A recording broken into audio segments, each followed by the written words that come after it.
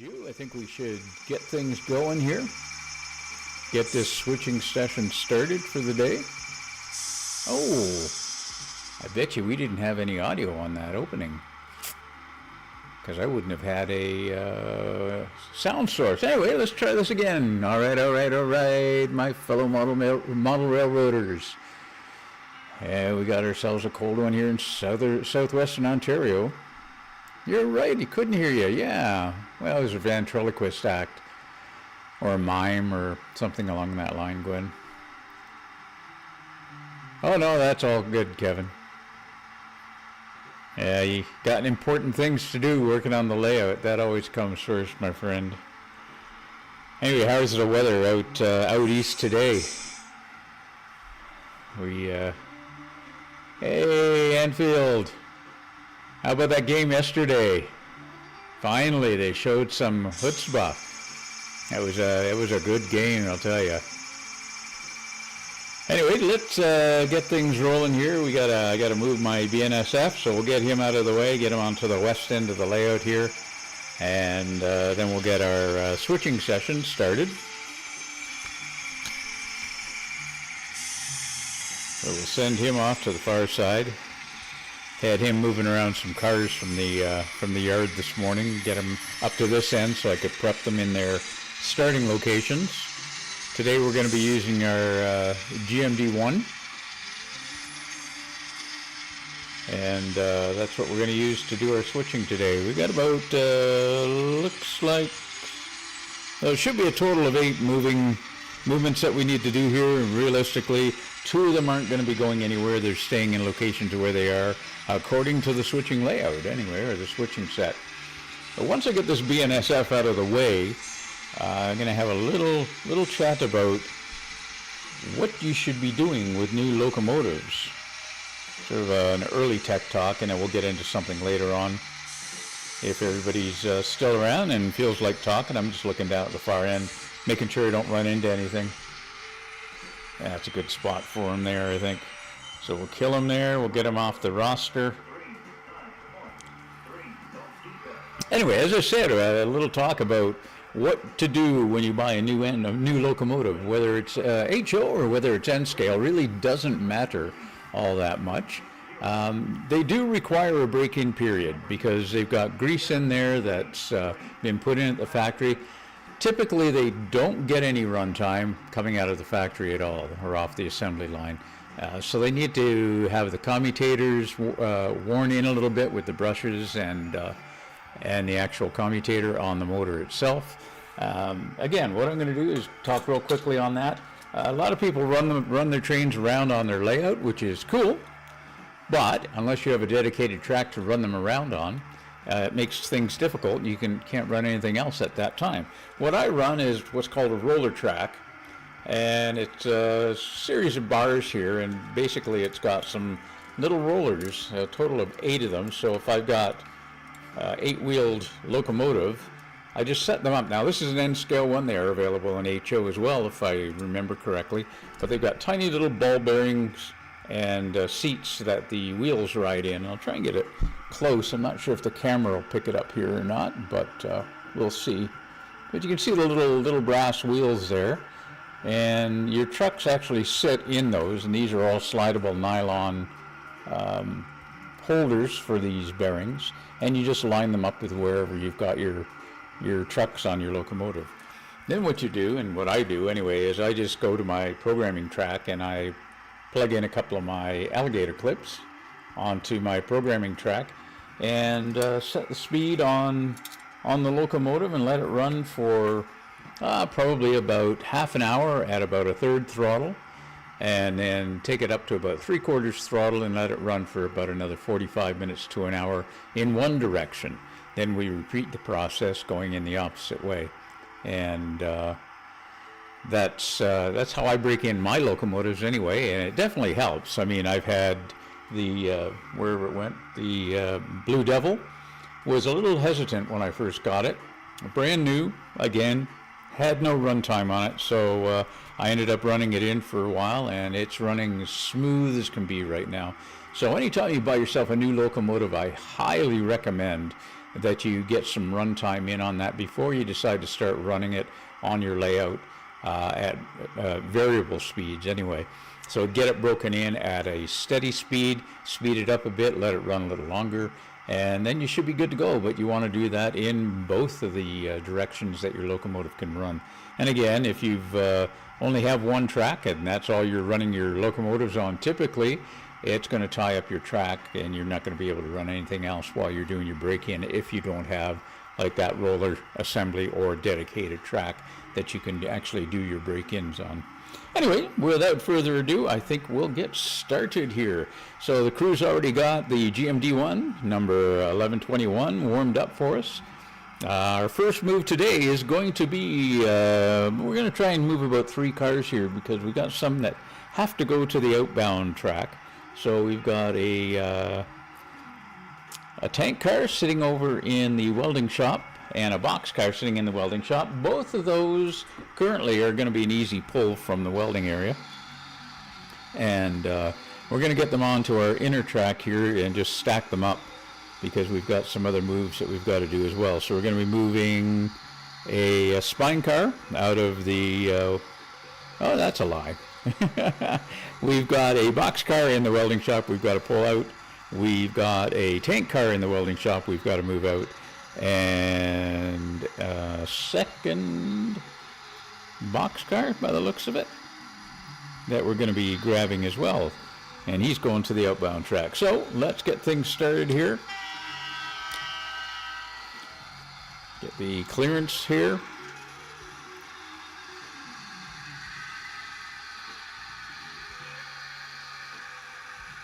That's good, Anfield. Yeah, well done. You got a nice little layout there. I was looking at it there the other day after last weekend after you came on, and impressive. I like the tour that you did. Gives a good overview of what the track is like.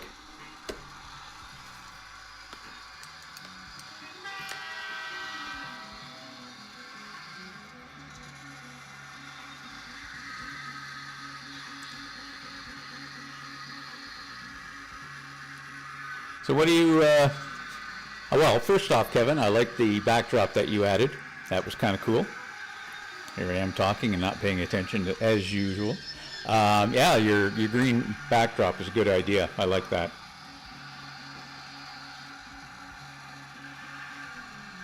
Is the music too loud? Somebody want to type in and let me know if the music's too loud on that and I can cut it back a bit.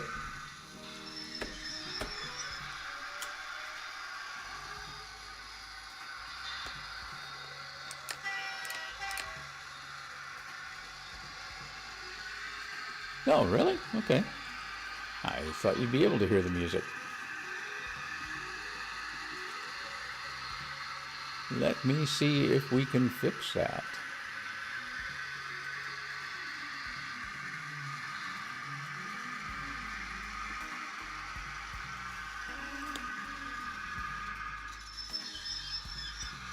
How about now? Is the music coming through, Gwen?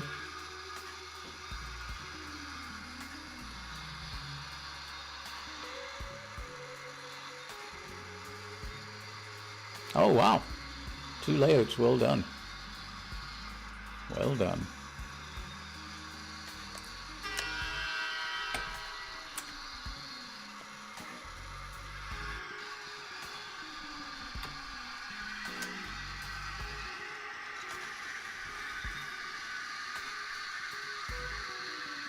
Okay. Well, I can bring the level up a bit more. I had it way down because I didn't want it to be overpowering either over the voice or anything, so. Mind you, it might be better than listening to my voice. Alright, so we're going to grab these 3 cars sitting in the welding shop. We'll get those crews to stop their welding. And we'll get these guys pulled back.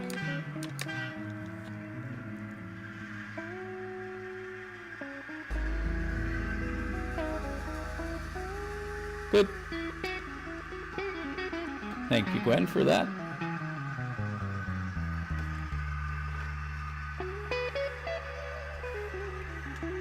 I might have missed it, Kevin. What's your weather like out there today?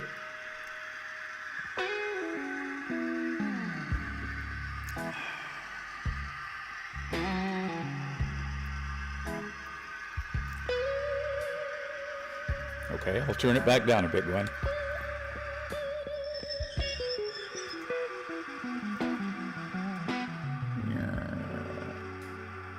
Let's try that and see how that works out. Of course, I'm just coming to the end of that song.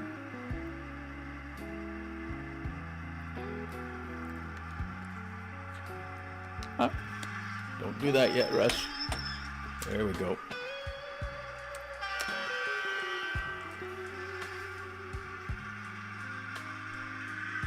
What about you, Lee? How's the weather in your area? Looked like a cold game yesterday at Anfield.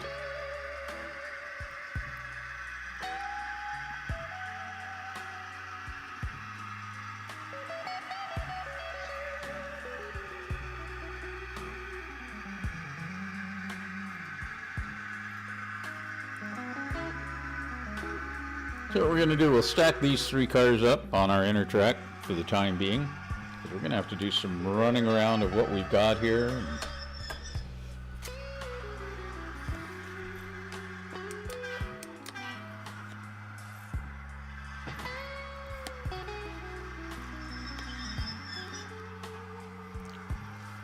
We'll have to set up our double crossover as well, because we're gonna at some point here have to do a couple of runarounds to, number one, push these guys out, but we got to pull some guys in as well.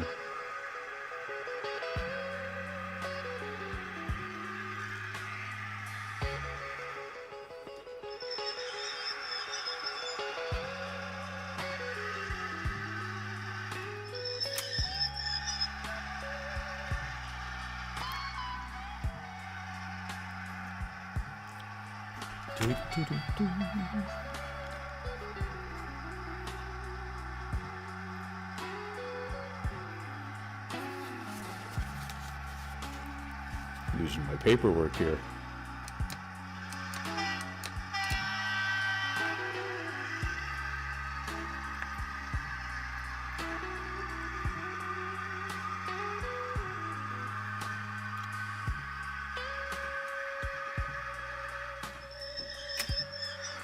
So as Gwen knows, I've been busily trying to get some block detection working using some Arduino Megas and time of flight sensors, and it's been a chore, let me say. I'm trying different iterations on it. The algorithm for it, or the programming for it, isn't quite right. When I get it working one way, I can't get it working the other. It's really one of those, I guess, projects of love right now. Because what I'm trying to do is make it that it's a single track that will work east and west and detect in both directions and keep the blocks occupied or in whatever state they're in until the locomotive or the train actually clears the exit sensor. And as I say, right now it's not quite working out. I can get part of it working and then not part of it working, and I make a change and I can't get it working at all, and frustration. But it's fun frustration.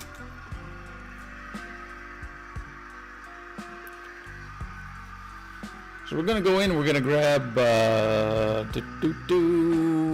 we got a covered hopper in the East Engine Shop, which is way over here. And I didn't throw that switch, did I? Oh yeah, I did. No, I didn't. So in our East Engine Shop, we got to grab a covered hopper. I don't think the camera's picking it up, but it's just barely sticking out of the shop. But we got to move 2 other cars here that are sitting at the East Maintenance.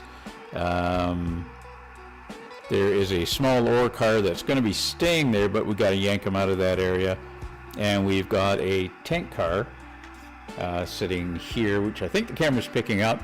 and we got to get him over to the cold storage track, but we want to get him farther over, just to the east of the cold storage facility. There's a crew there with an oil tank and a pump that they need to get some oil in or out of, and I'm not sure which it is, and I'm not about to ask them. So let me rejig this turnout.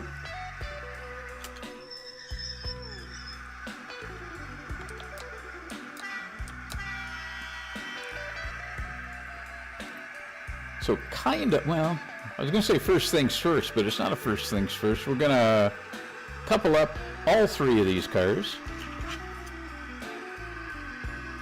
And then we're going to pull the covered hopper in particular down onto the inner track here for us. Uncouple him, and then we'll end up pulling back the tank car and getting him up to the cold storage line there, and then bringing back the small covered hopper, because it's not really moving from its location, but it's in the way. There we go. It's in the way in the meantime. Oop. See, I thought I had him. I checked the covered hopper that was in the engine facility, but I didn't check the small covered hopper, the ore car, that was at the lead of the train.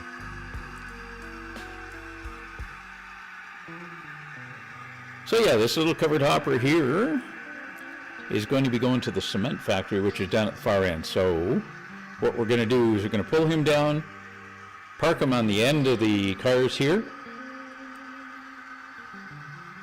and then he will be set to be moved to the cement facility when we get to that point.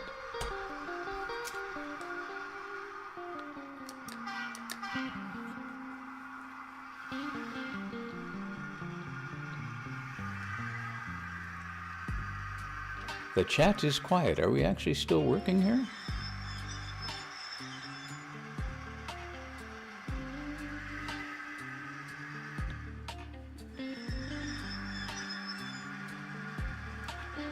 Well, if we are, we are. If we're not, we're not. We'll carry on as if we're normal. And that's a trick at the best of times.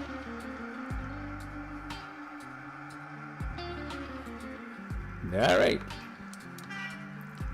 We're going to move this tank car now. As I said, he's going up to the cold storage facility, or well, just east of the cold storage facility.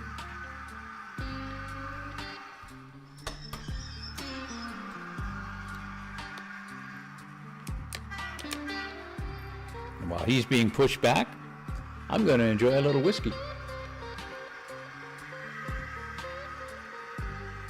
Little Ardbeg, Corey Vrecken. A heavily peated whiskey, but it's right in my wheelhouse because I love my peated whiskeys. Maybe I shouldn't be drinking whiskey because obviously I'm not paying attention to where I'm switching these cars at. But that's fine. We're here to have fun, aren't we?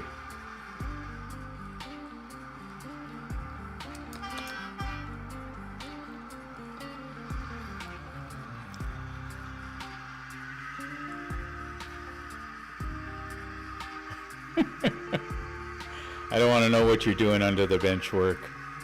I've heard rumors. And they aren't good rumors.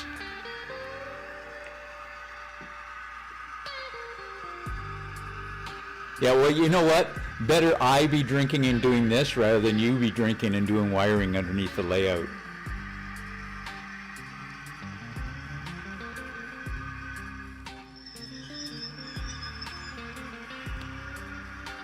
It'll add a whole new meaning to conducting if you got electrocuted.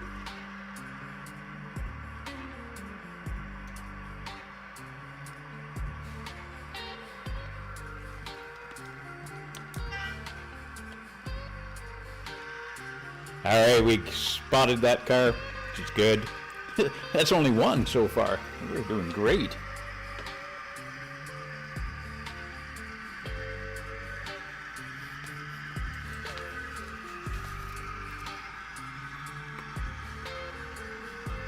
This could have been a whole mistake in doing this. I should have really looked at this switching sheet ahead of time. But we didn't, and that's what's making it all fun, isn't it?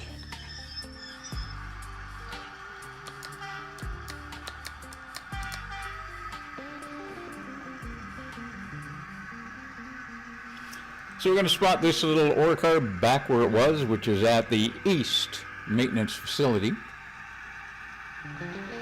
I should come up with a story why all these cars go to their various locations.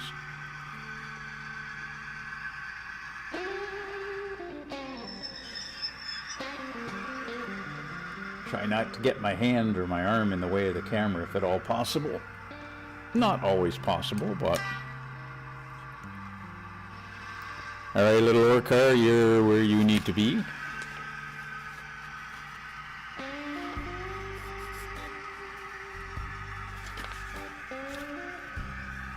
So what we're going to do now is we're going to use our other double cross over here in the center of the switching layout here, which is located right here. For those of you paying attention, or not.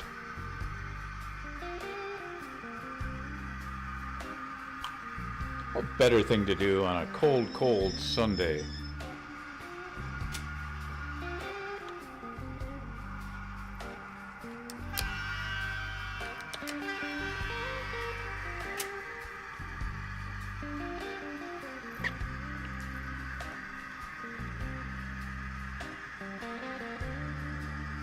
Yeah, but you know what? Cato does a good job with that wiring harness that they make. All the T-Track stuff is based on their wiring of the blue and white wires, which is cool. We just don't use their connectors that they put on the end usually. And Unitrack makes life so easy as well. A lot of people complain that it's not realistic looking. Granted, it's not, but with a little bit of weathering, some isopropyl alcohol with some weathering dust in it, because that way the alcohol actually will evaporate. It will give a nice aging effect to the rails, or to the rail bed, I guess, more appropriately. Sure, I've got my light set here.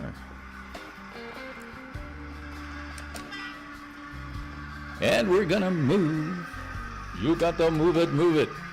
We're gonna move this set of cars, or at least one of them in particular,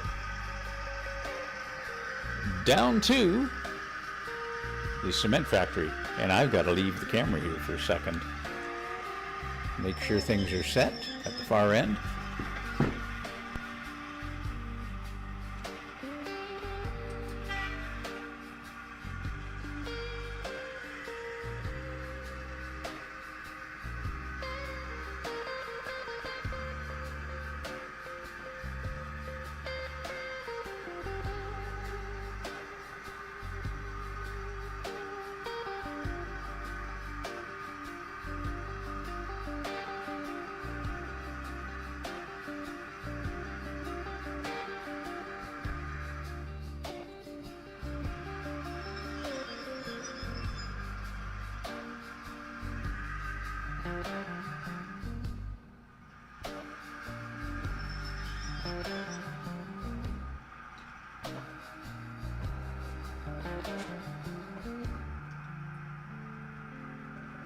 Big mitts got in the way and derailed the car in an area that I can't easily get it back. There, hopefully you got it. We're about to find out. Hey, we got it. Good stuff.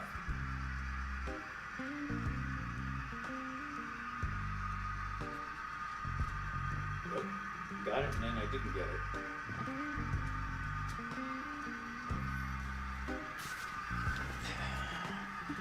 And we're back. All right.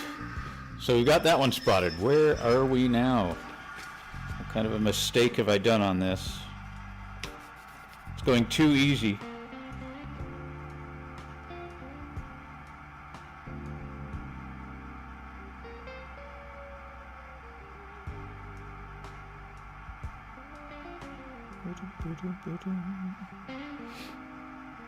I'll see, I went and grabbed. I knew it was something that was going to go wrong on this, but we can fix it.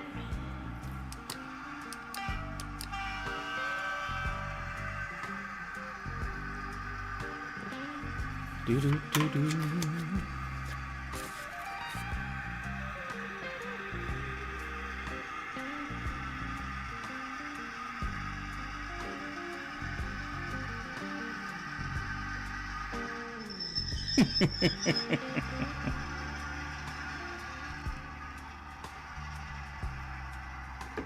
Ah, they can afford it. The prices they charge.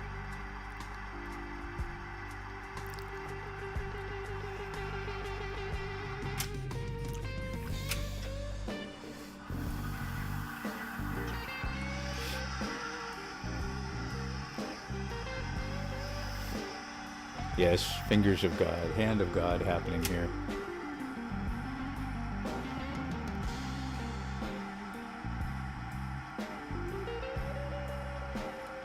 Just trying to think of the most logical way I should do this right now.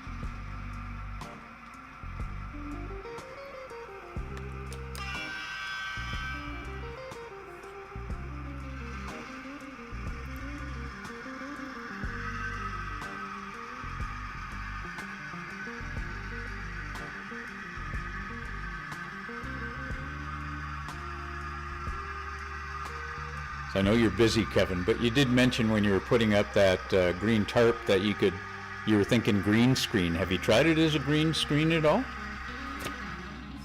Just curious.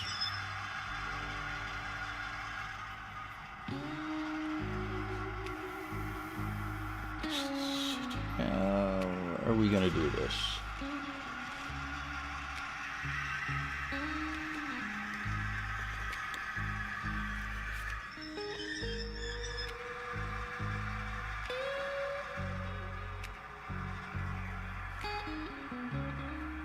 Yeah, that'll work.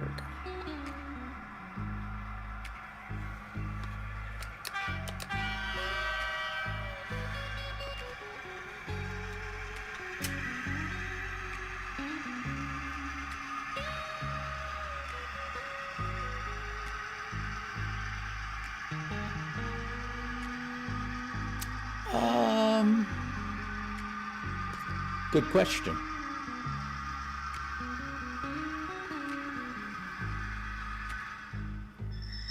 I've never looked into it either, but you would think that because of what the software is, you would almost think that it should. But there's many things that you think OBS should do and it doesn't do.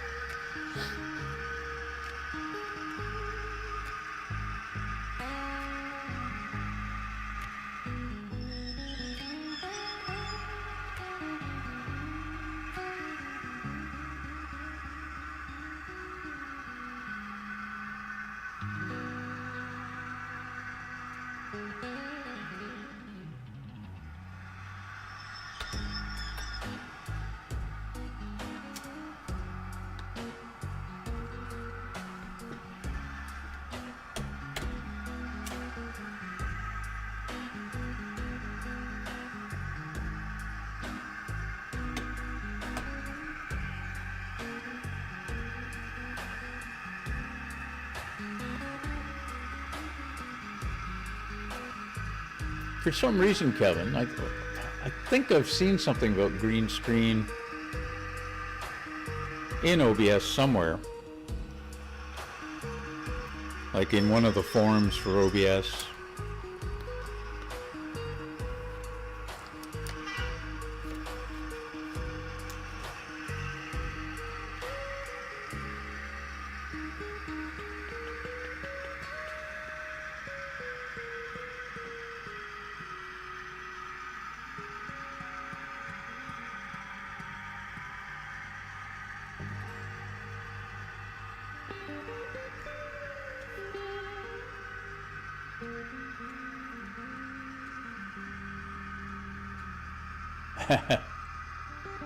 Yeah. So you're running just one computer doing all your camera views then?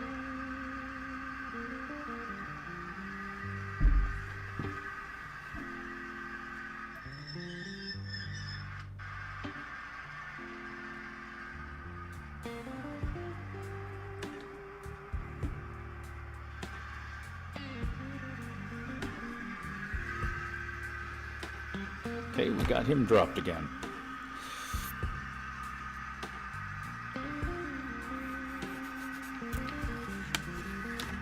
I even mentally noted that that car wasn't supposed to leave, but I did say mentally after all.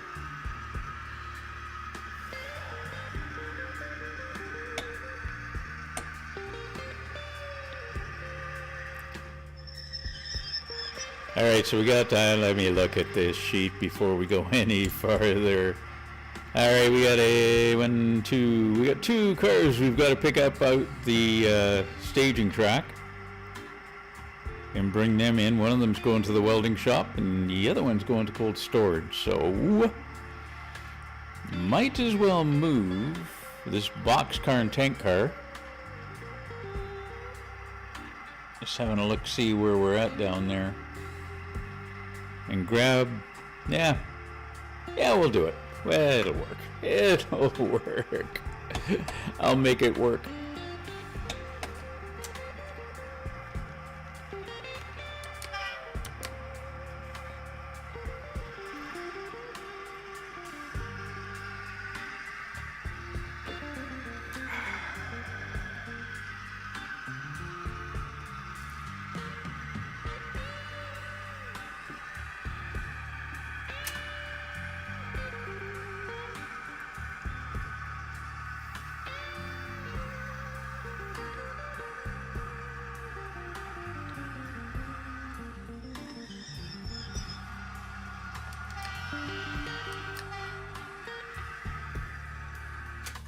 Ah, too soon. Wait till you clear the points before you throw them, you dummy.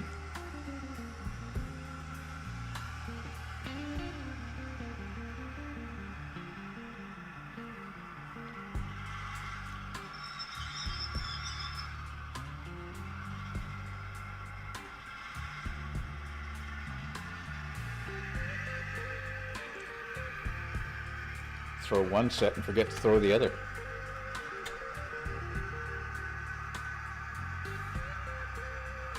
I can point to what I'm picking up, Gwen. It's going to be these two cars here right now. Well, shortly. Maybe not right now. But what we've got to do is we've got to get them onto the front end. So this is the back end of this locomotive, Gwen, the GMD1. Is where I'm pointing right now. That's the back side of this locomotive.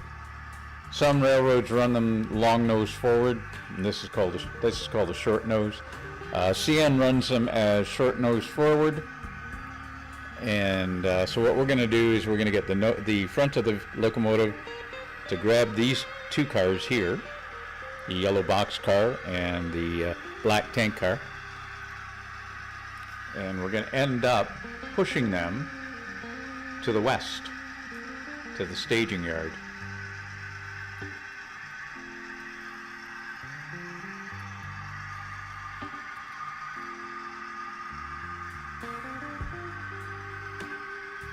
You can't, well, yeah, they're right in that spot, that one spot where I don't have 100% coverage from two cameras. Tell you what, I'll move them back. There. Now, oops, now you should be able to see them.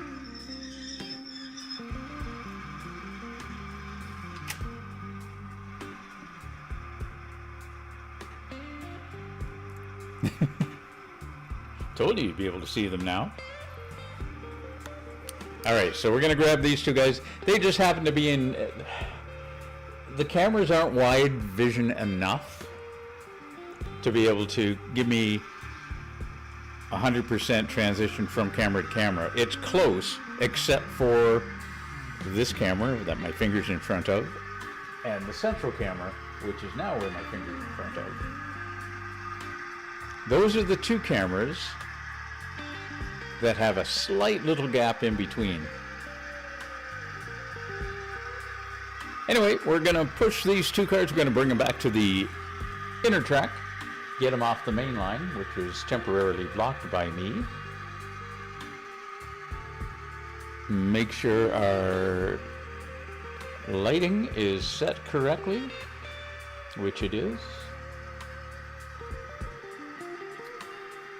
And as soon as the GMD1 clears the double crossover, we'll flip this switch back so mainline traffic can get through, and make sure that our lights are set properly for that traffic, if it ever shows up.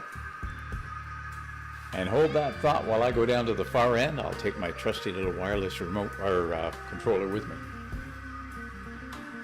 But you can happily watch the trains as they go by.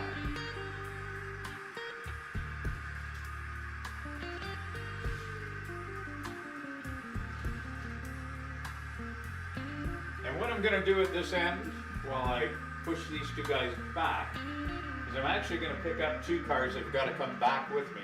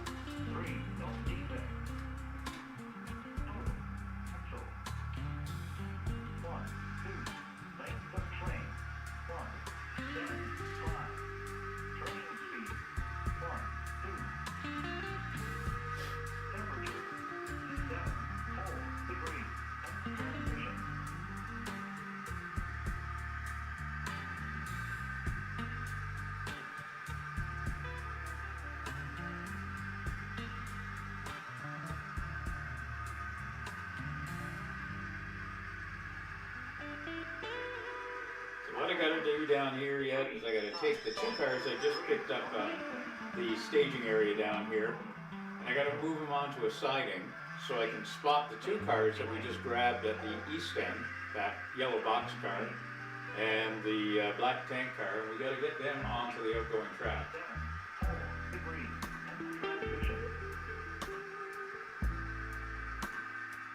But this is going to be a very minor move. Should be just a couple more seconds while I do that.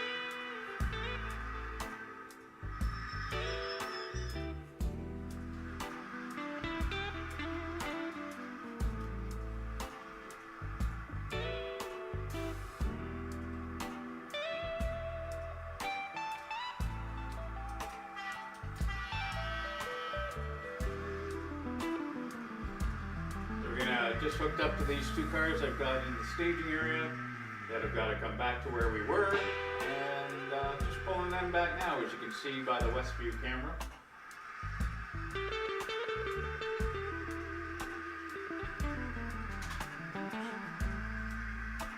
But in the meantime, I have one more pickup I've got to do here at the co-op. A little covered hopper there that we need to get to the silos, so we're going to grab him while we're here.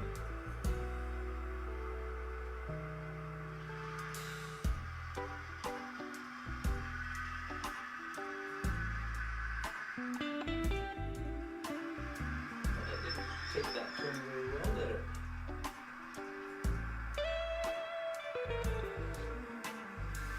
Oh, we're not even on the track, that would be why.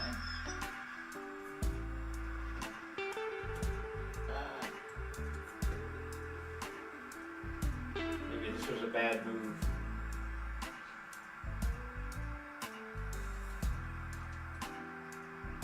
Me trying to expedite things and made a mess of it.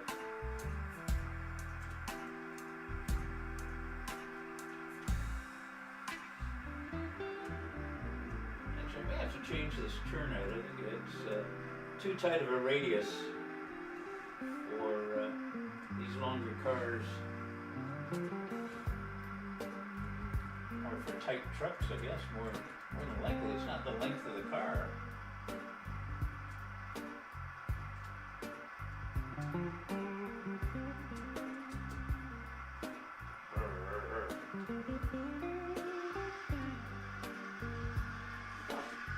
Don't go there.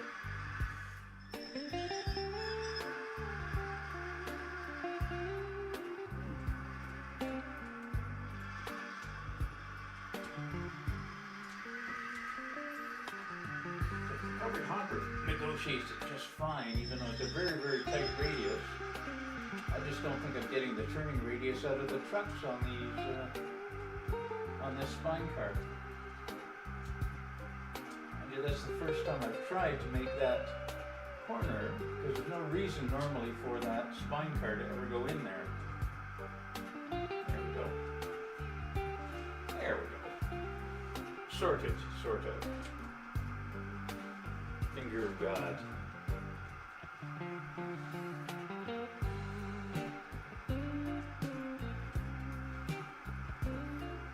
All right, nobody saw that.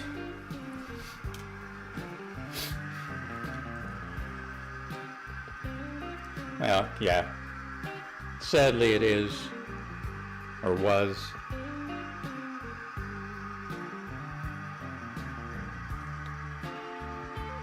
Let's think about how we want to do this move now, because we got to get, I think he'll show up somewhere. I gotta look at the cameras now. Of course, he's just out of the view of that one. I'm gonna pull forward just a bit, or back just a bit here. So there's a covered hopper, little gray one, right here. And we gotta move him to this silo area. But we also have to move this spine car with the logs on it,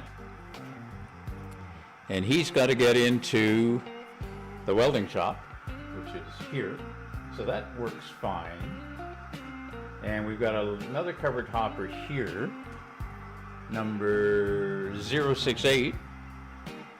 068 is going to cold storage, so he's the one that's going to screw up this whole thing. And yes, it's not just a case of I have covered hoppers that get picked up in like whatever cover hopper I happen to grab. The switching sheet I use in the second column, first column, you'll see has got yeah, if it was in focus it'd be great. It's got numbers on it, and they're the actual car numbers, so I literally have to have the right car at the right starting point and get that car number to its destination point. So there is some, I hate to say, it's not skill, but there's some thinking, and I'll say skill, to heck with it. skill involved in doing what needs to happen. Now, where did I say? He's got to go to cold storage. So,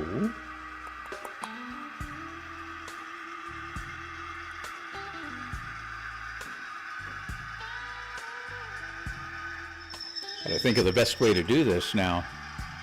So we got to get him on the. I got to get this guy here. Just looking at the camera. So yeah, this guy here. That's in front of the loco. I got to get him on the back end of the loco. But I need to have the front end of the loco hook up to these two cars here, the log car, the spine car, and the other covered hopper. So, I am thinking what my best bet is going to be, in all honesty, is to move these guys forward, all of them.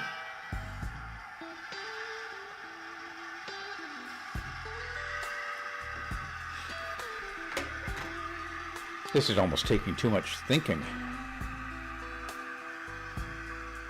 That's not good.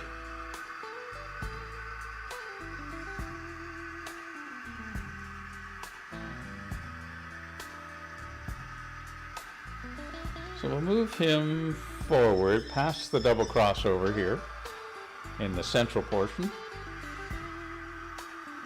Make sure the locomotive is cleared the double crossover. So, the double crossover, I think the camera picks it up. I'm pointing at it with as a stick right now. This is the west end of the double crossover. So what we're going to do is we're going to unhook the silver covered hopper from the spine car and the other covered hopper.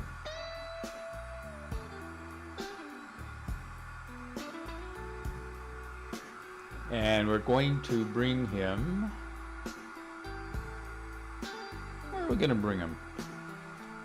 Going to bring him on to the main line temporarily. But we got to get our lights oriented correctly. Got to change our other double crossover on the east side so we can get back off of the main line.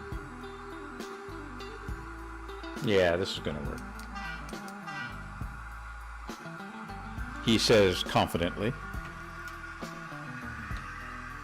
I'd be a lot more confident if you're going in the proper direction. I did blow the horn for reverse, just I didn't get there. So let's unhook them again since we coupled up. There we go.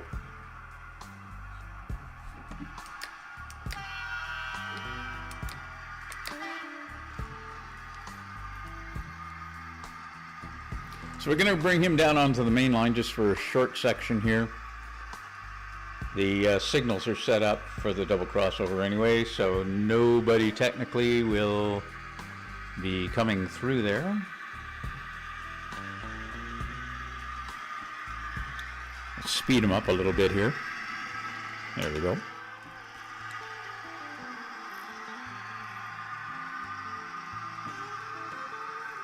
So now we've got him back on our working track.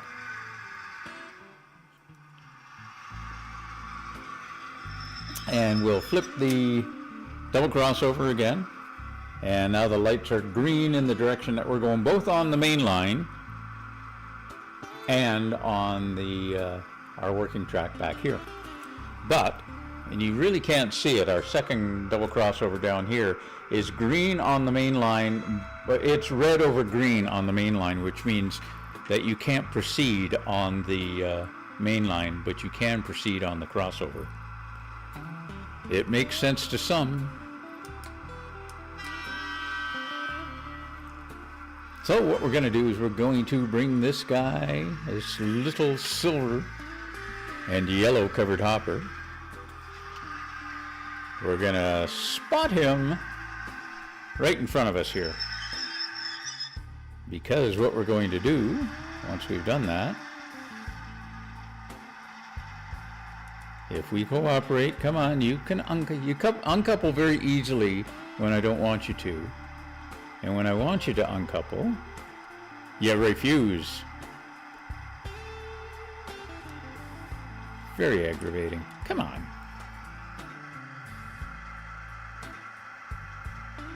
There we go. And again, that's the difference between two different brands of couplers when you're running them. The Bachmann couplers, which are what are on this little silver car, are slightly larger in bulk than what the KD or microtrain couplers are. And those who know what I'm talking about understand that. So what we're going to do, we're going to back the train up back onto the main line. The signals are set for nobody to approach other than us at this stage, which is the way they're supposed to be working. We'll flip our crossover here, double crossover. Give ourselves the green light on the main line, which is good. But again, our second double crossover here, just to the, or on the central module, is still set for red over green. So that means that we're safe to proceed to our inside track again. And then we'll change the double crossover.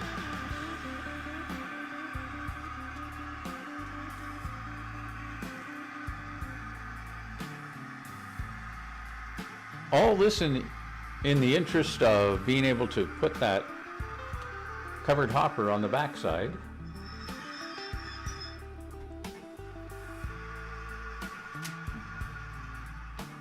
Of the locomotive. And we've just got to set our lights up for ourselves and make sure we're coupled here, which we are. Give ourselves a horn for safety. Let people know we're backing up. Thus the double beep. And we're going to pick up this little silver and yellow covered hopper, which has to go to our cold storage facility over here.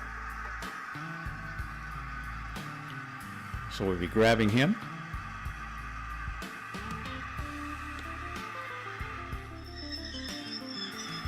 See, now you don't want a couple.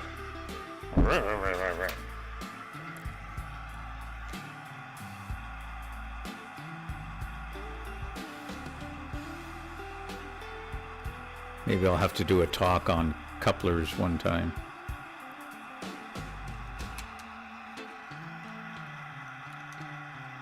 Come on.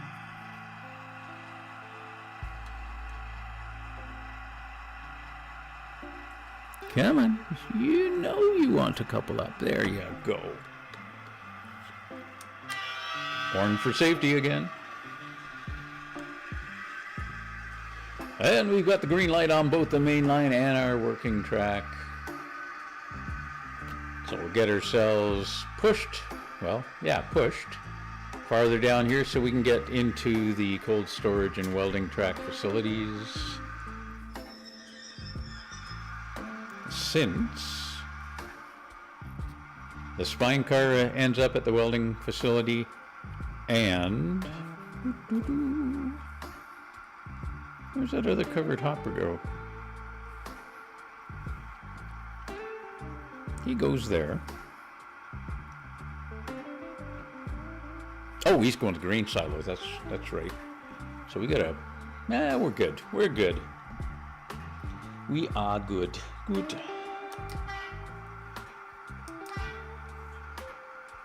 So we'll push. Get our first drop off done. Maybe.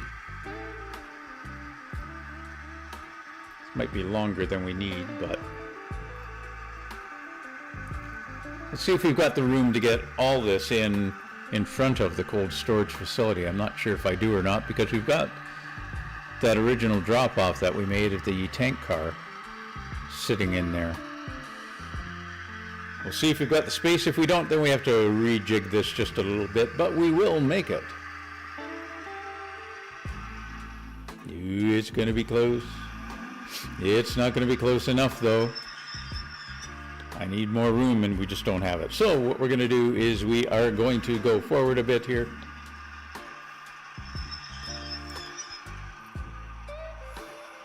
Yeah, we'll do it this way. We can do it in a couple of easy moves. I'm going to have to look at that spine car and It likes to derail for some reason. There's no real reason for it. It's such a nice little car too. Although I no longer have the wood facility that I did have on the original layout, which was the purpose for having those cars in the first place. So what we're going to do, we'll drop off this covered hopper here temporarily.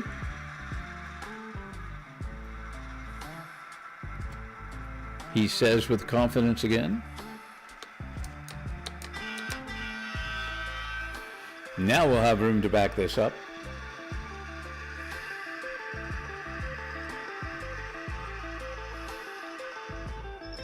And we can stop him there and make our switch.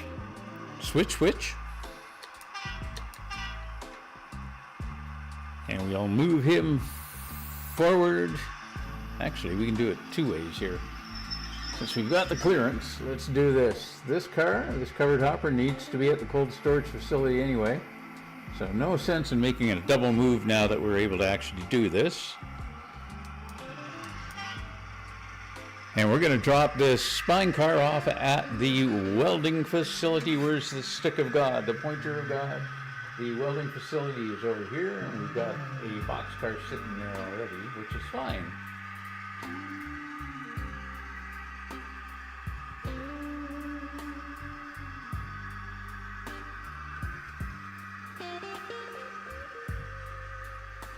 So we'll get him dropped off there.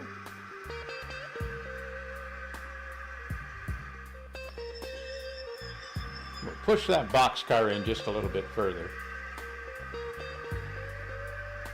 Or not, we'll leave him there.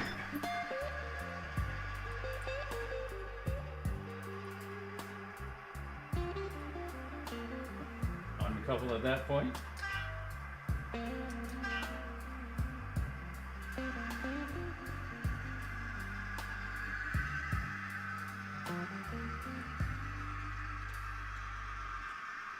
And we're going to back up. We'll pick up this other covered hopper here, this little grayish silver one. And he's going over to, if you remember correctly, he's going over to the grain silos.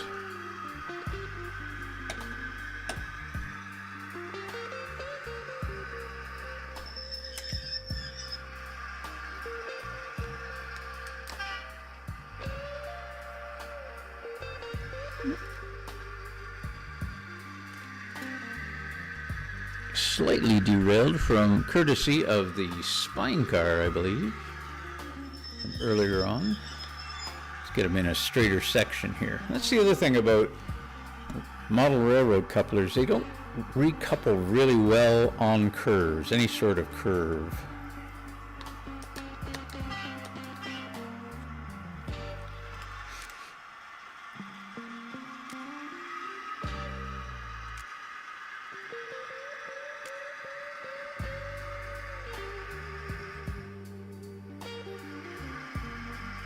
So we'll do this slowly, and I know exactly what's gonna happen. Remember, I'm complaining about the, hey, Scott, how are you? Sorry, now you got me all confused here about what I was doing, and that's not hard to do. I confuse very easily. Just ask Gwen.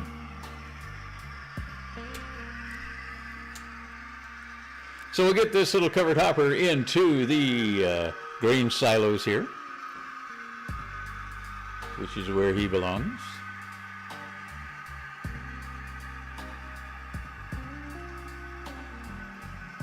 Yes, you're right.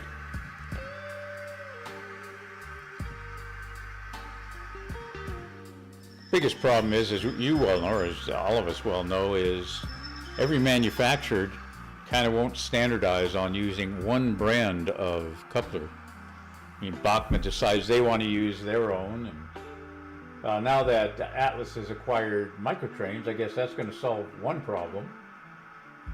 But then you got Athearn and, everybody and their brothers using different things.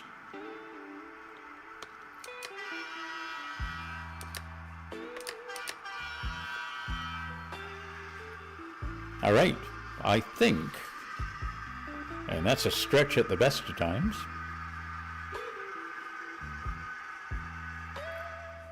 we got everybody where we need to be. Great seeing you here, Scott. I've been on your channel a number of times. I usually sit in the background and not make a lot of comments. Your layout's come a long way over the last few years since I've been watching. Remember watching you do your initial bench work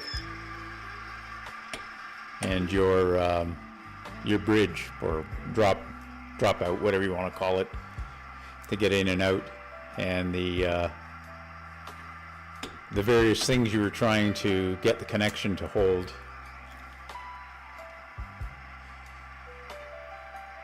Yeah, truck mounted couplers for sure, Kevin. And that's where, you know, that's the weakness obviously on body mounted, is because if the body's turned at all, so is the coupler.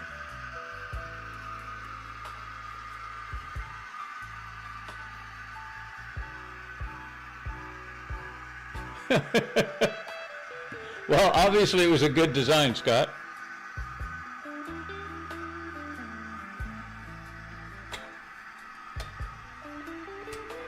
As I say, I remember the thought process, sitting there watching you do the thought process on designing it, and I think you went through a couple of trials to get it to all line up correctly, if I remember. But in the end, it definitely worked out for you, which is excellent.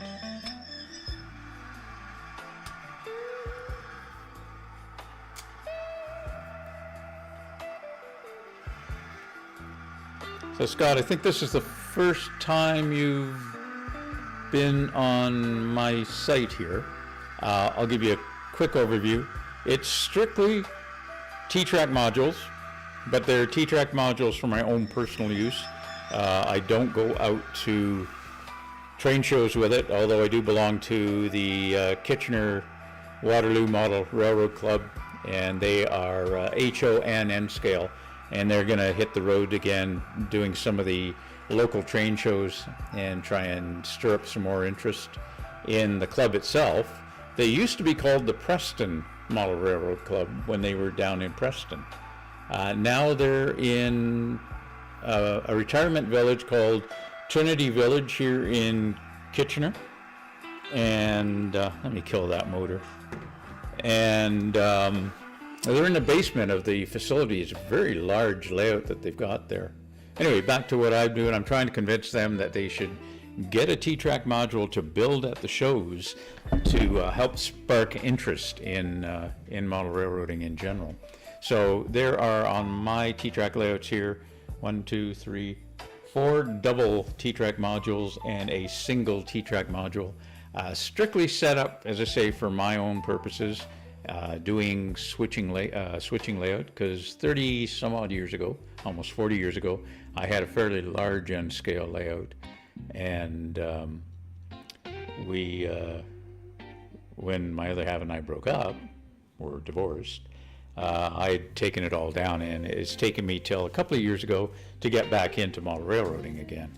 And it was N scale back then, but it's N scale now, and Gwen's my partner, who's in the audience there, and I wanted to do the T-Track modules because it makes it easy to tear down should I need to do that. And we do use our family room as a family room here, so it's kind of nice to have it this way.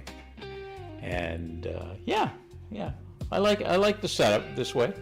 It gives me something to do. It's that winter hobby, and yeah, it's nice to be back in the hobby. I said to Kevin at one point in time, this hobby's developed and matured a lot over the last 35 to 40 years. Back in the day, there was, with the N scale stuff, we didn't have DCC or sound. I had a separate sound system that I used for the layout back in the days when I did participate in the model railroad tours.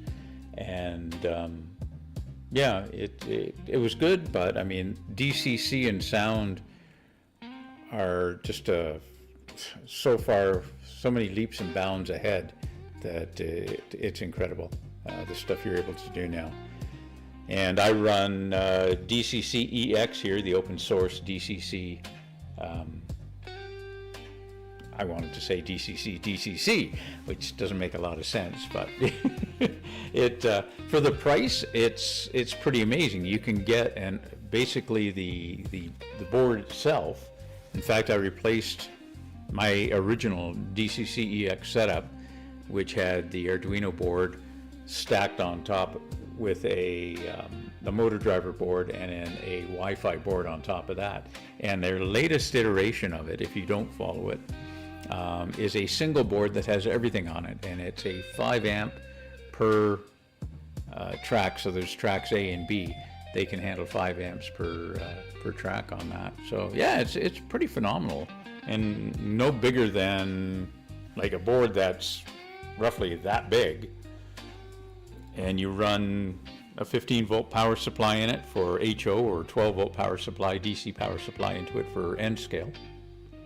And yeah, it's still in their packages. They'll never get hooked up if they're still in their packages. If you've got the well, are you talking about the 3 boards, or are you talking about the new single board? Because the single board, it comes pre-programmed as an access point, and literally if you put power into it and hook it up to your tracks, and grab your cell phone or tablet and look at your Wi-Fi, you'll see, okay. Yeah, the 3-board system's not bad. It took a bit more configuring, but very easy to do. I think the single board cost $130, which is good when you consider what you paid, or what you would have paid for all 3 of the boards that you're running right now. I have actually 2 motor driver boards, 2 of the actual DCC EX motor driver boards that I think I still have in packages. And I might put them on one of the boards to see if anybody's interested in buying them. I'll put them up there for a pretty decent price and go from there. So yeah, great hobby though. It's fun to experiment. So I've been making the little road signs, like the one that's here on the one camera where my finger's pointing at right now. Put a little road sign in there, again using the Arduinos. That's a Nano that I'm using, and just a monochrome white display, and it randomly, I've got random messages in there, and it just randomly goes through. I should say random messages, they're all messages, and it randomly chooses every 40 seconds what it's going to put up there on the bottom line. The same thing at the far end down by the co-op. There's a larger billboard sign down there for the co-op, and again I've put same thing, I've put some messages in there, and it just randomly goes through and picks those. I think it adds a bit to the overall, I don't like using the word realism, but the realism of a model railroad layout. And I know you got a lot of stuff on the go with yours as well, with your scenery that you've been doing. Same thing with Kevin. Kevin's always working on his. I like sitting and watching the stuff that goes on. And as we've discussed in the past, something always goes wrong typically on a live stream when everything works perfect. When you're doing the setup and testing and making sure everything's working. Yeah. So yeah. But that's it for me, unfortunately. I don't know. You guys want to just sit chit-chat back and forth? It's up to you. Or if you've got some other things you'd like to do. I know, Kevin, you're working on your layout currently.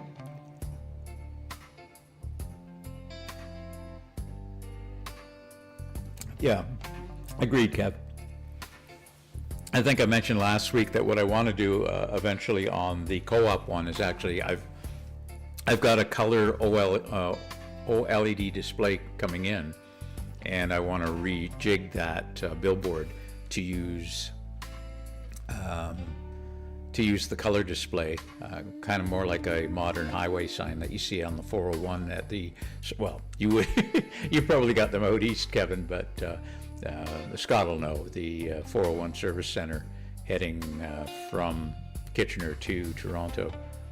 They've got the colored billboards up there, and I'd like to kind of emulate that for the billboard at the co-op down at the far side. and then I got to find some more electronic projects to work on.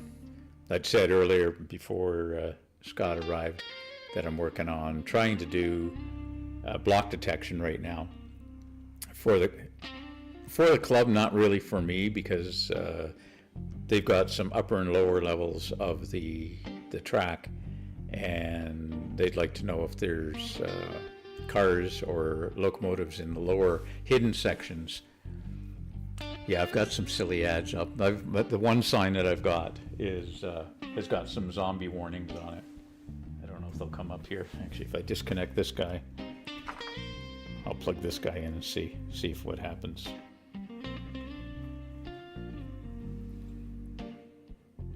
Yeah, this one's got the standard stay alert, don't drink and drive stuff on it. Don't know if it'll come up and do the zombie warnings that I've got.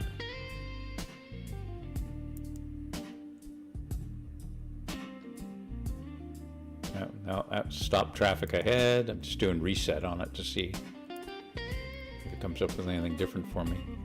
Keep a safe distance, stop traffic ahead.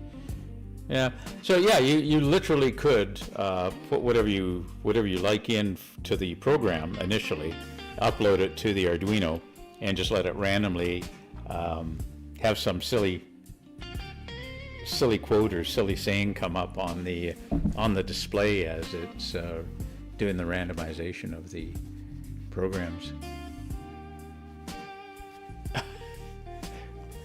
Haven't you got enough trains, Scott? You're getting as bad as Kevin.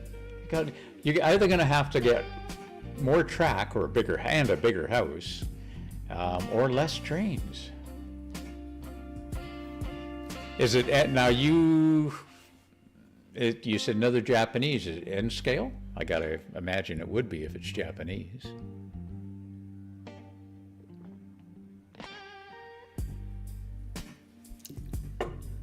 Yeah, but Kevin, I'd be shouting too. I'm curious as well. What, the bigger house, get rid of trains, or a bigger track? More track. So the Japanese bullet train, I gather.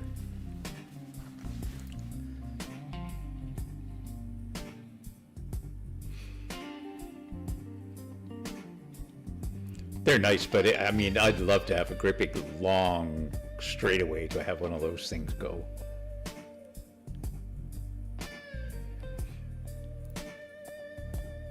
Yeah, but you've got bullet trains too, Kevin.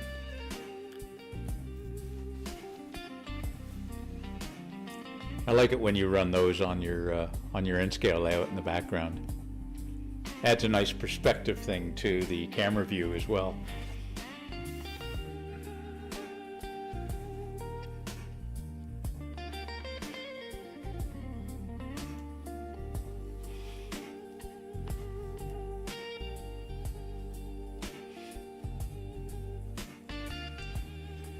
Yeah, I guess if you had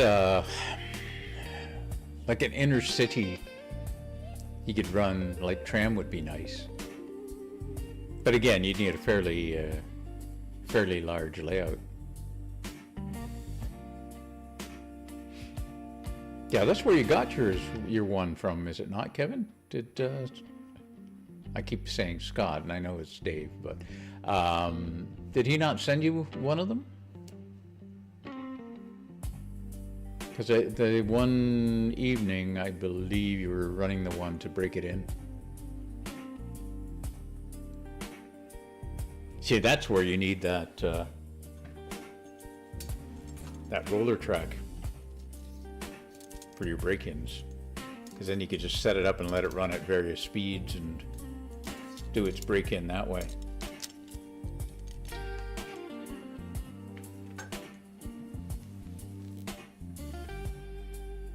Ah, okay. You have so many, Kevin. That's the problem, trying to keep track of them all.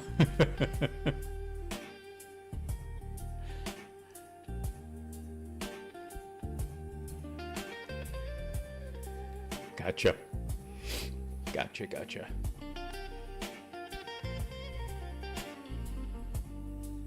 So you're, Dave, you're in Hamilton, are you not?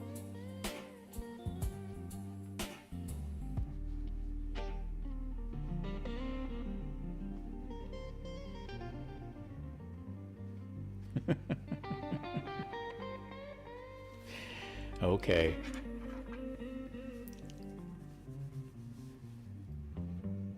Ancaster, yep. Yeah, posh Hamilton, okay. The upper crust, as it were.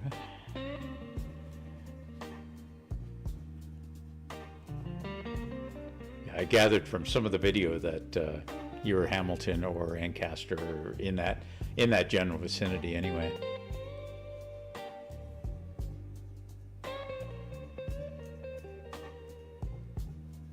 So here's the leading question now.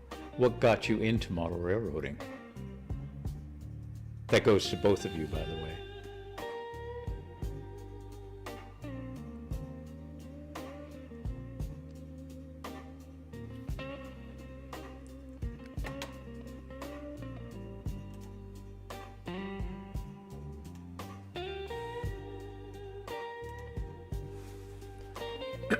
Pardon me.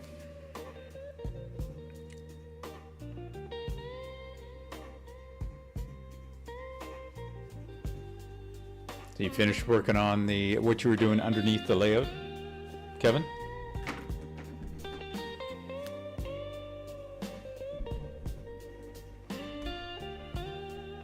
Cool.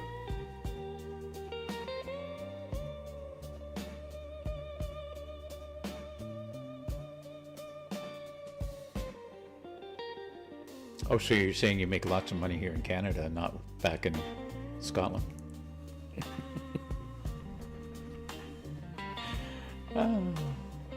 Yeah, but the prices over there are stupid as well. I've looked at some of the prices of model railroad stuff online.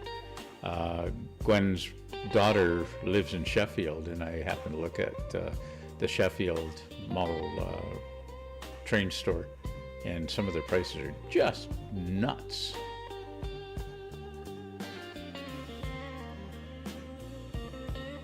I think we all knew somebody that had model railroads, or their parents had model railroads, and enjoyed them. I know when I lived in Toronto as a kid that a friend of ours had a model railroad set up in his, I would have called it a greenhouse because it had so much glass in it, but he had a model railroad set up in there, and we'd spend tons of time playing in that model railroad.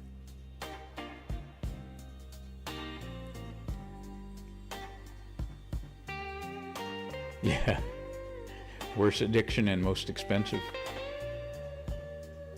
Because you see something new out there and you kind of go, oh, gotta get that. It was the same thing when I saw the Blue Devil come out. I saw it in HO first, and I went, oh, wonder if they'll make it an N scale. And then they did, and I was like, oh, gotta get that.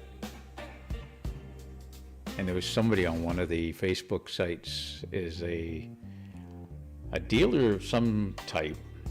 I don't know if he's got a storefront, but he has a store at least. Whether it's digital or not, I'm not sure.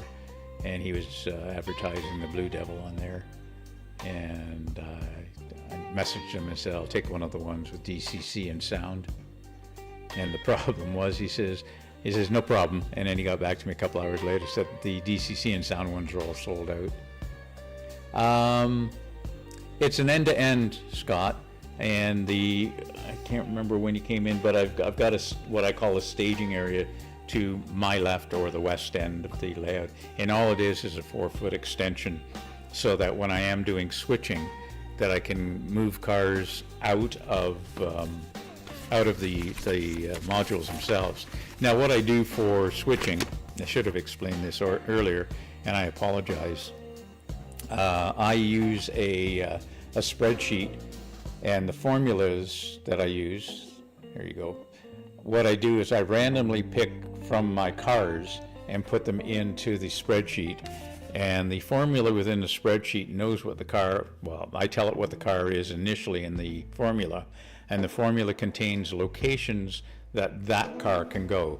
So as an example, a tank car can go to the welding shop, it can go to the engine facility, It can go to, now I say the cold storage facility only because at the far end, and I'll point it out over here, there is a couple of storage tanks over here and a ladder assembly for pumping out fuel from tank cars. So a tank car theoretically can go to the this cold storage facility here.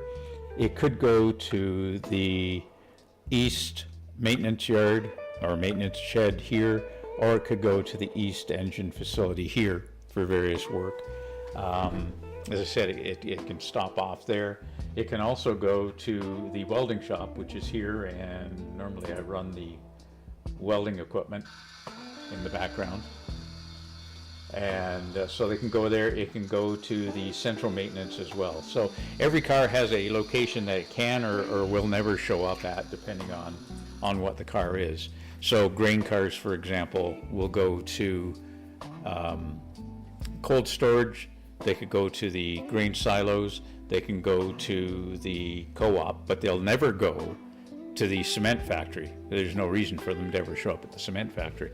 So again, the formula knows what a car is capable of, and then it just randomizes its starting location and its destination. And that's typically all. Before the session starts, I will use one of the locomotives and put all the cars in their starting location, and then just park the locomotive and decide what locomotive I'm going to run for the switching session of the day.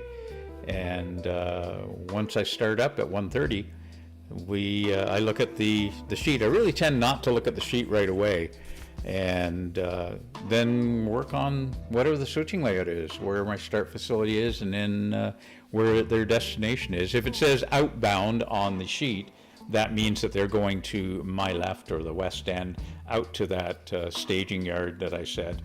Because again, that gives me that ability to physically move a car out of the T-track area, because it's only roughly, 2, 4, 6, 8, 9 feet long. And the number of industries in here just doesn't allow me to move a car reliably otherwise, and I don't like putting stuff on the main line of the T-track.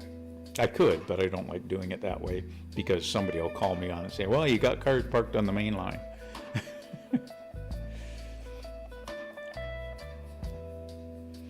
I've said this to Kevin before, what I do like is, or what I want is my model railroad, and this is just my personal opinion on this.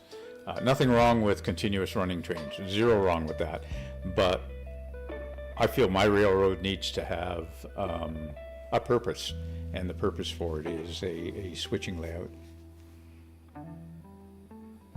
I hope that was a good enough explanation, or maybe too much of an explanation.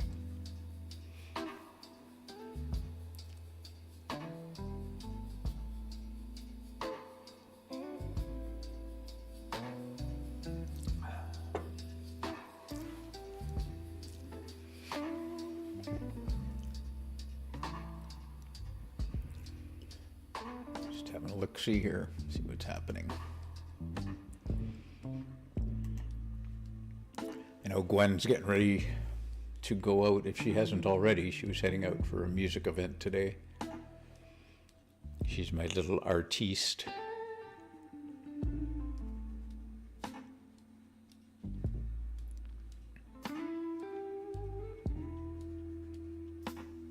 The problem, now Kevin, going to your previous comment there. Hello, the Closet Branch, how are you?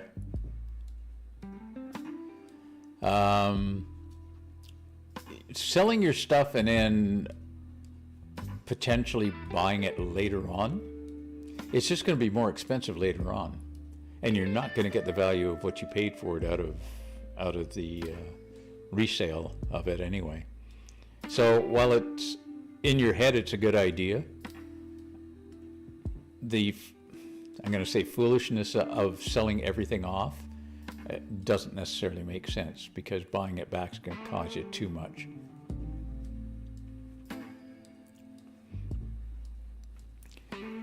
How's Branch today? You good?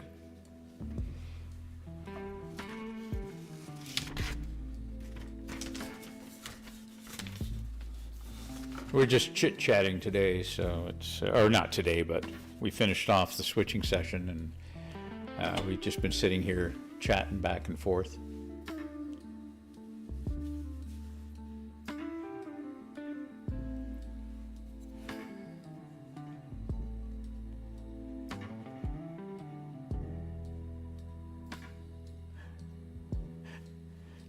Well, you cut out the entire middle part of that sentence.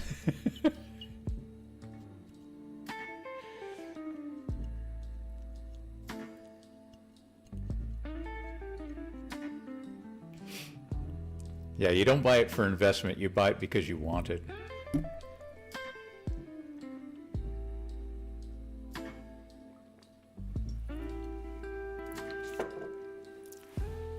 But that's what we work for. We work to buy the stuff that we want. As selfish as that sounds, but that's why we work. If we didn't have to work, then we wouldn't have to worry about things like that. I was saying earlier, Kevin, about Cato track, and if you look at where I'm pointing with my little pointing stick, I haven't weathered that track on the inside, which is my working track, but I have added chalk powder to the lead track. Now I haven't fully finished this yet, but you can see the difference between the two tracks, and my main line there with the powder on it looks much better than the standard Cato track does. So a little more realistic. Like I said, I'm not completely done with it yet. I still have some work to do with it. But when you get running trains, you don't want to actually have to work on the layout.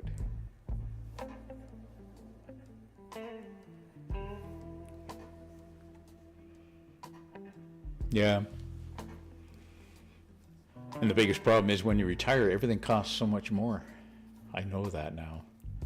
Yeah, I enjoyed my work. I didn't retire till I was 68, and I loved my work, but there comes a time when you go, I've been working since I was 15 years old, and it just seemed like nonstop. And it comes a time where you go, I need time to myself.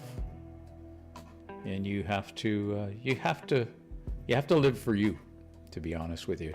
If you want something, if you can afford something, buy it for yourself, because that chance may never come by again, and you don't know what tomorrow would bring. Now you say you work to fund your hobbies. That's a plural or multiple. What are your other hobbies, Kevin?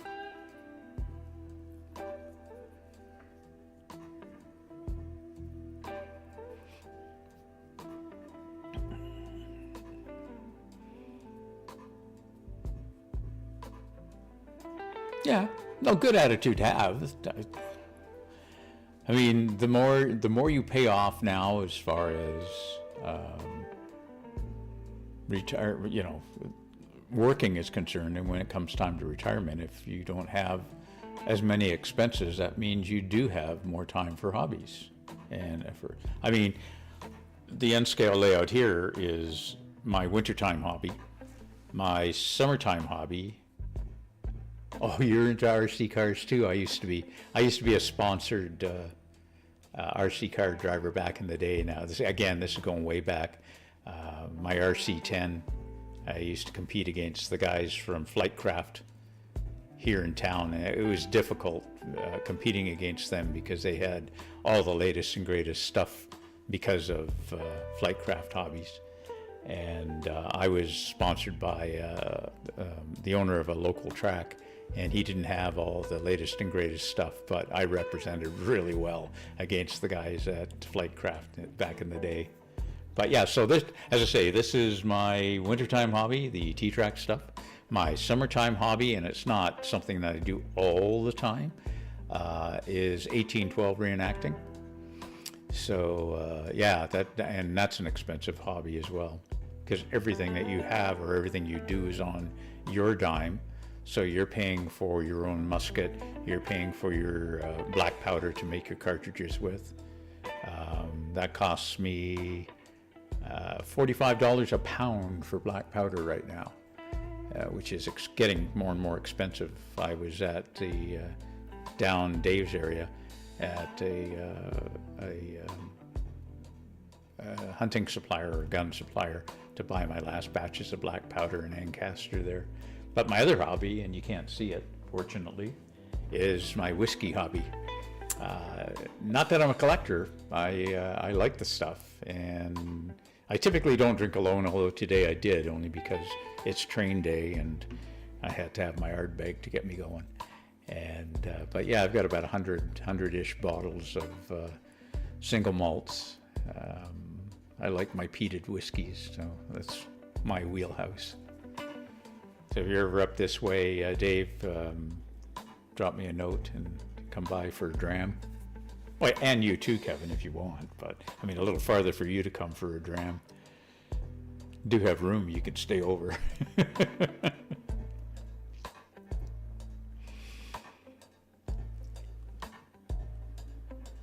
So what's your favorite RC car then, Kev? What have you got for cars?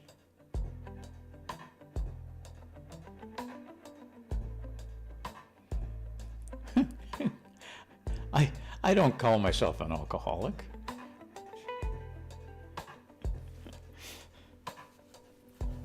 It's a hobby, you're right.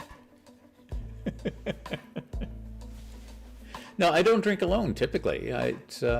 Gwen will, in the evening, Gwen may say she feels like a whiskey, and I'll just, say, well, what do you want? And I'll have a little dram with her. But other than that, I typically don't drink whiskey by myself. This month, though, we've got a big whiskey event happening in Ottawa. It is called Whiskey Wonderland, and this will be the third time I've been to it now. I think it's the fourth time they've held it. Cool. Nice, Kev. Yes, Whiskey Hobbies Anonymous. Yeah, exactly. We just don't want to know who anybody is. Well, we're kind of like that, too. The groups of us. You either like it or you hate it. The one thing about whiskey, though, is I can deal with Canadian whiskey, although the rye is very, very, very forward on that. Bourbon I can't touch. I've tried and tried and tried, and I just cannot stomach bourbon. But then I don't like Japanese whiskey either, so that's kind of a problem. I find that there's nothing that draws me towards the... Okay, that's cool, yeah.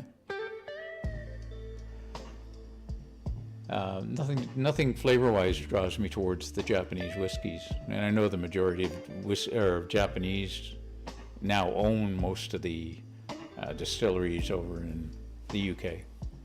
But they've got a few small bottles as well, Dave. But I haven't figured out how the stuff manages to osmosis out of those sealed bottles. It's weird.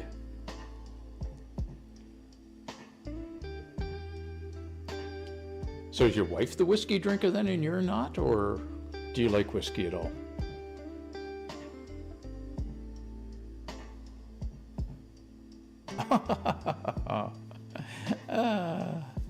Okay. Dare I ask which one? Here or over there? Maybe is a better question.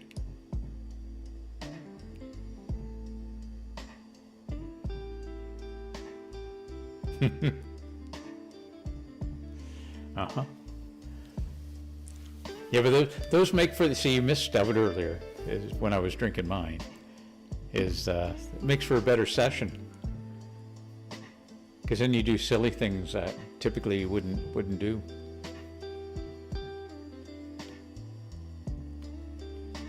Oh, I was just curious, Dave. It's not a huge deal. There used to be, well, there still is. There's a number of groups in Ontario here of whiskey people, and I used to belong to one here in Kitchener that we were able to bring stuff in from basically all over the world during COVID. I mean, that was a bad time for all of us because we couldn't socialize. So we did a lot of whiskey tastings, virtual tastings, with many of the reps. In fact, we had, I remember the one, it was 7 o'clock in the evening here, and we were doing sampling, because those little bottles that you talk about, Dave, is we used to send samples out to various people in the group of these various whiskeys or rums or whatever it happened to be.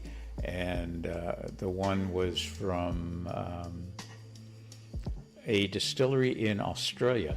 So here we were at 7 o'clock at night tasting whiskey here, while the actual distiller in Australia, it was 7 o'clock in the morning for him. So he was telling us about his rum and sampling it at 7 o'clock in the morning. So you talk about an alcoholic. I mean, maybe that's an alcoholic's dream.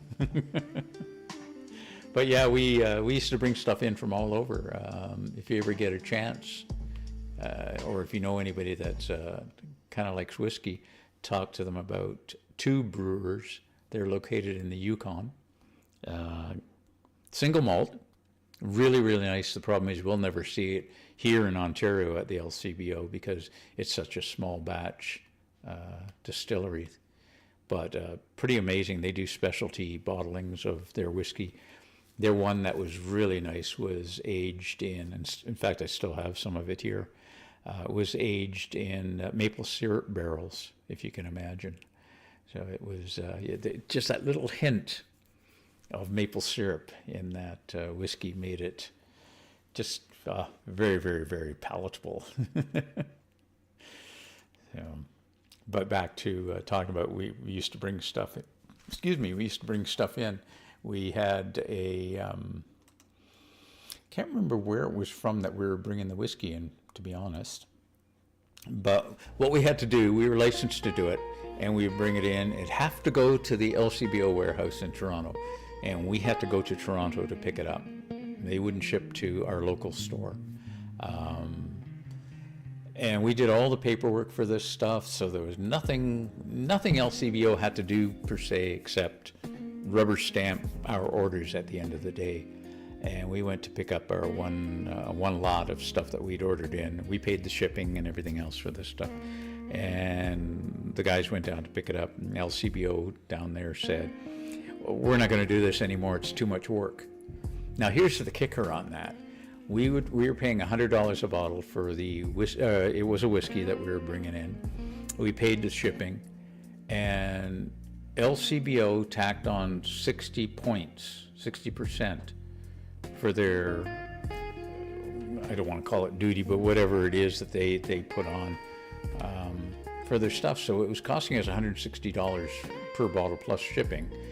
And they were making $60 and didn't want to do it anymore per bottle, and didn't want to do it anymore. I can't think of a company out there that wouldn't want to make $60 or 60% on a product for doing nothing but rubber stamping the product. And I was telling somebody the other day, we had another product that we brought in, and LCBO wanted to send it to their laboratory to be tested. And I think it had more to do with the fact they had never seen this product before and wanted to actually sample it themselves to see what it was like. So anyway, yeah, not good experiences working with the LCBO here.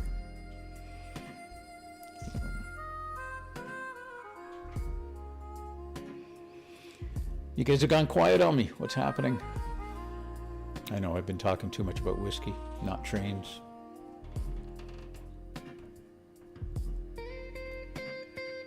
Sadly, I go down that track, and I get all excited about it.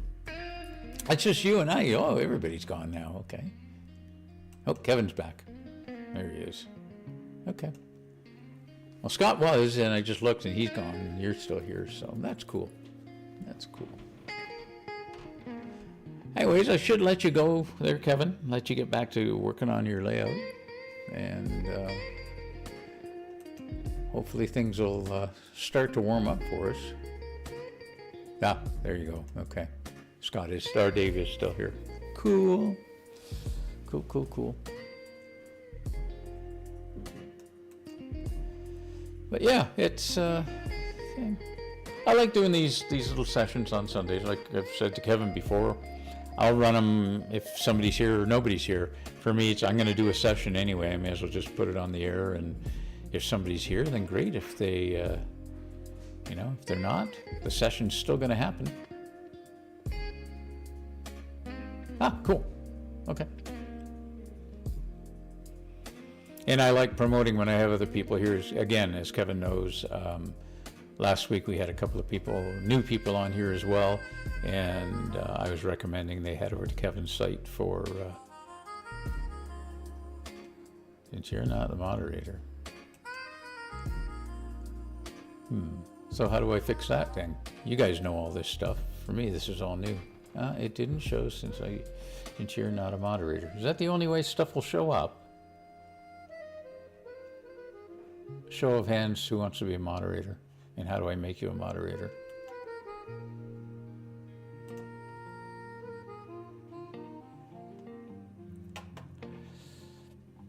This confuses me.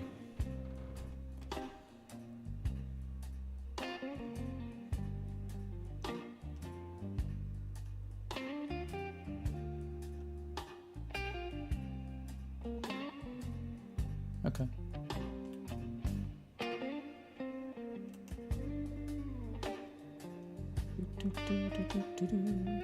Add as moderator. Do you want to be a moderator as well, Kevin?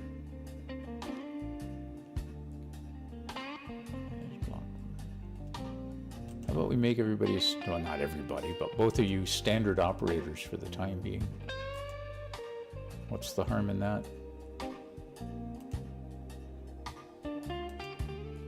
There you go. In case you happen to come back, you're both moderators now. Ah, cool. I'll check it out for sure. Thanks, Dave. There, you're both moderators. So if you happen to be on when I'm doing these things on Sundays, you're more than welcome. Hey.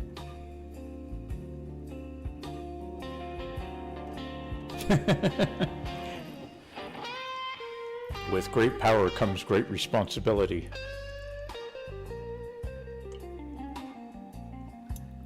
Oh, Kevin, don't get me wrong. I don't expect you to come back all the time, for sure. I know we all have lives and we all have our own layouts to work on. I appreciate the fact that you guys have actually come on at all, and I don't mind. I know both of you guys are trustworthy. You've been around for a while. And, I appreciate the help that you can offer. So, help keep things in line. And as I said, for me, I'm all new to using using YouTube for doing this and having the chats on. It's one thing to do a recording of a session, which I've done, where you don't have to worry about things, but doing it live is, in my opinion, a lot more fun. Yeah, we'll go from there. Anyway, I think what we'll do then is we'll cut it off for today, guys. I do appreciate the fact that you guys were here. It was awesome. Appreciate it for sure.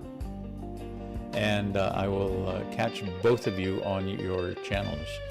I think I said on Dave's channel at one point, I think it was Dave's channel, somebody's channel, that we need a website that's got everybody's schedule of when they're doing broadcasts on. Now, thank you. Thanks, Dave. Appreciate it. Anyways, guys, have a fantastic rest of the day. Stay safe, and especially, Dave, you know what it's like here in Southern Ontario right now. Just watch those roads out there. And Branch, thanks again for coming by. Kevin, we will see you on your stream again. Take care, and enjoy the rest of your weekend for what's left of it. Cheers, guys.